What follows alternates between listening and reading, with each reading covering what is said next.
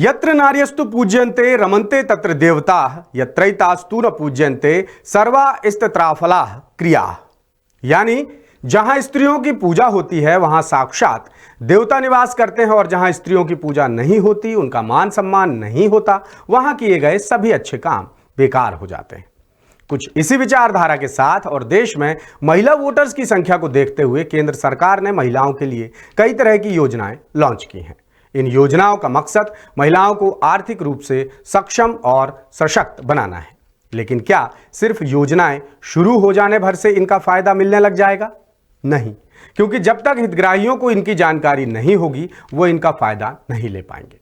नमस्कार, मैं हूं रामकृष्ण गौतम और आप देख रहे हैं द सूत्र का बेहद खास कार्यक्रम सीएम हेल्पलाइन यानी कॉमन मैन हेल्पलाइन। यूं तो सीएम हेल्पलाइन में मैं आपसे अक्सर लोगों की समस्याओं पर बात करता हूं, लोगों की समस्याओं को लेकर सरकार और सिस्टम से सवाल पूछता हूं और हमेशा आपसे जागरूक होकर सवाल उठाने की गुजारिश करता हूं। लेकिन आज का सीएम हेल्पलाइन कुछ अलग है, कुछ खास है। और शुरुआत में मैंने जो बात आपसे की उससे आप समझ ही गए होंगे कि आज मैं आपसे किस मुद्दे पर बात करने वाला हूं। आज का एपिसोड कुछ खास है, इसलिए इसमें मैं आपसे बात करने वाला हूं देश की लगभग आधी आबादी यानी महिलाओं के फायदे की। 140 करोड़ से ज्यादा आबादी वाले भारत में करीब 97 करोड़ वोटर्स हैं। इनमें पुरुष वोटर्स की संख्या 49 करोड़ 72,31,994 और महिला वोटर्स की संख्या 47 करोड़ 15,41,888 है। यानी महिलाओं की संख्या भी कम नहीं है। लिहाजा मैं आज आपको बताऊंगा केंद्र सरकार की ओर से संचालित उन खास योजनाओं और बड़े प्रोजेक्ट्स के बारे में जिनसे जुड़कर महिलाएं खुद को सक्षम बना सकती हैं, आत्मनिर्भर बना सकती हैं। तो वीडियो के आखिर तक मेरे साथ बने रहिएगा। महिला समृद्धि योजना से लेकर मुद्रा योजना तक कई स्कीम्स महिलाओं को आगे बढ़ाने और आर्थिक रूप से मजबूत बनाने में खास भूमिका निभा रही हैं। तो चलिए देखते हैं वुमन को सुपर वुमन बनाने वाली केंद्र सरकार की कुछ खास योजनाएं और कुछ बड़े प्रोजेक्ट्स। पहला और बेहद काम का प्रोजेक्ट है सखी वन स्टॉप सेंटर। हिंसा से पीड़ित महिलाओं की मदद करने के लिए केंद्र सरकार ने अप्रैल 2015 में यह स्कीम लॉन्च की थी। इसके तहत देश की हर जनपद पंचायत में वन स्टॉप सेंटर बनाए गए हैं। फिलहाल देश के सभी जिलों में वन स्टॉप सेंटर काम कर रहे हैं। इसकी खासियत यह है कि घरेलू या बाकी हिंसा से पीड़ित महिला या नाबालिग लड़की की यदि किसी वजह से फरियाद नहीं सुनी जा रही है तो वो अपने नज़दीकी इलाके में संचालित वन स्टॉप सेंटर पर जाकर बेझिझक शिकायत कर सकती हैं। सरकार की गाइडलाइंस के मुताबिक उनकी जल्द सुनवाई की जाएगी और उन्हें न्याय मिलेगा, वो भी उनका नाम बिना उछाले। यानी महिलाओं को रिपोर्ट दर्ज कराने के लिए पुलिस थाने जाने की भी कोई जरूरत नहीं है। इसमें कितनी प्रकार की सुविधाएं और सहायताएं मिलती हैं वो भी देख लेते हैं।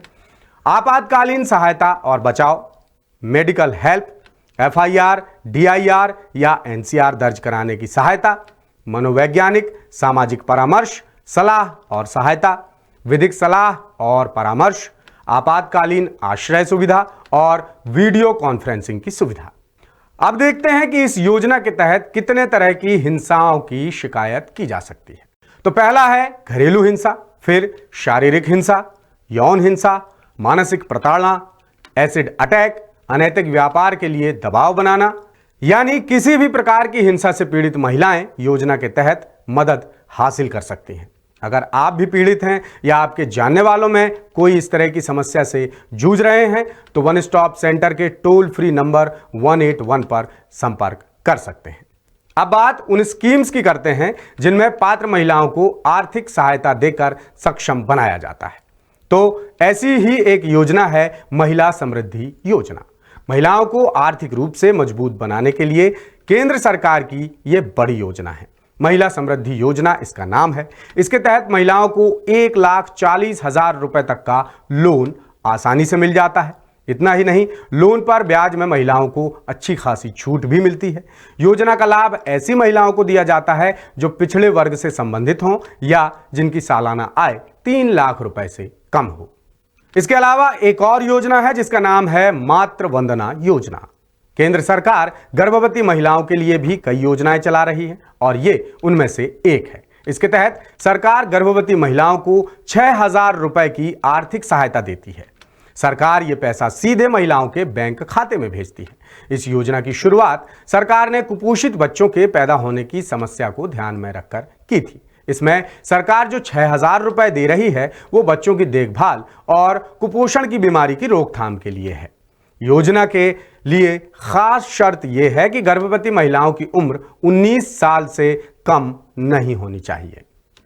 एक और स्कीम है जिसका नाम है फ्री सिलाई मशीन योजना। देश में जो भी महिलाएं सिलाई कढ़ाई में रुचि रखती हैं उनके लिए केंद्र सरकार ने फ्री सिलाई मशीन योजना की शुरुआत की है। इस योजना का लाभ देश के ग्रामीण और शहरी दोनों क्षेत्रों की आर्थिक रूप से कमजोर महिलाएं उठा सकती हैं। इसके तहत केवल 20 से 40 साल की उम्र की महिलाएं ही आवेदन कर सकती हैं। साथ ही श्रमिक महिलाओं के पति की आय 12,000 रुपए से ज्यादा नहीं होनी चाहिए, यह भी एक शर्त है। इसमें हर राज्य की 50,000 महिलाओं को मुफ्त में सिलाई मशीन दी जाती है। महिला शक्ति केंद्र योजना यह भी भारत सरकार की एक बड़ी महत्वपूर्ण योजना है। सरकार ने नवंबर 2017 में महिला शक्ति केंद्र योजना की शुरुआत की थी, जिसे स्थानीय प्रशासन और महिला एवं बाल विकास मंत्रालय मिलकर चलाते हैं। योजना का मकसद महिलाओं को उनके अधिकारों के लिए जागरूक करना, प्रशिक्षित करना और उन्हें जरूरी योग्यताएं, स्किल सिखाना है।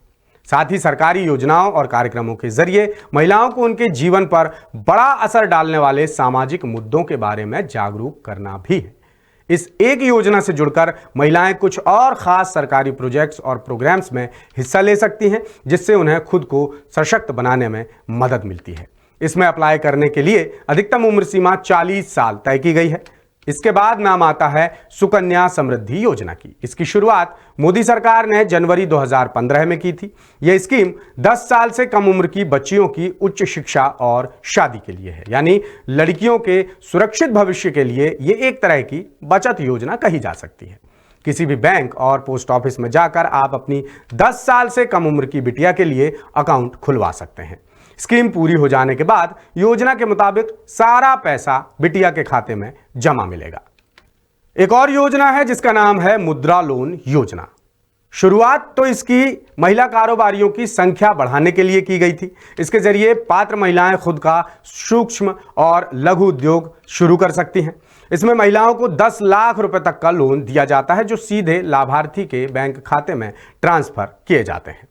बाद में इसे देश के बेरोजगार नागरिकों के लिए भी सुलभ बना दिया गया, जिन्होंने पैसे की तंगी की वजह से अपना कोई व्यवसाय शुरू नहीं किया है और आगे अपना व्यवसाय शुरू करना चाहते हैं।